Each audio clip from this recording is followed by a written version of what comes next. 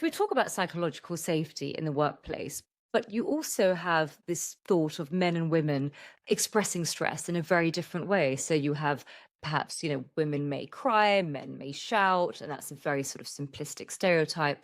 We did have in the UK our Chancellor of Exchequer, Rachel Reeves, and she was displaying emotion with live cameras. She was crying, and that just went viral, and it unleashed this whole debate about should it, is it okay if she cries? And is that a good thing? Is that a bad thing? Is she being authentic, bringing her best self to work?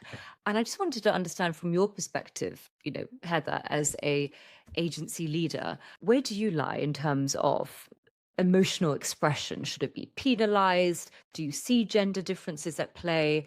And what does professionalism really mean in today's world when we're told to bring ourselves to work, and when we do, we are blasted for it? Yeah, I mean, as you said, this has sparked a huge conversation in the UK, and I think when you say should it be penalised, I mean it depends whether that emotional outburst is appropriate, and then that's a wider conversation about what it isn't appropriate.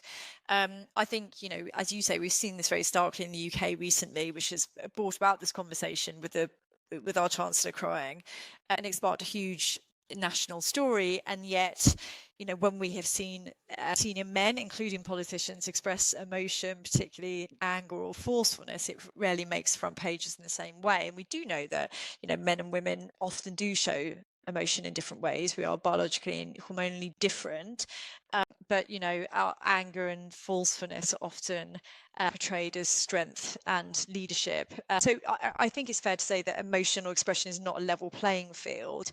And with regards to my business, PR is it's a human business. Emotion is a strength. PR thrives on empathy, intuition, emotional intelligence. If we penalise those traits, I feel like we're dulling our best tool.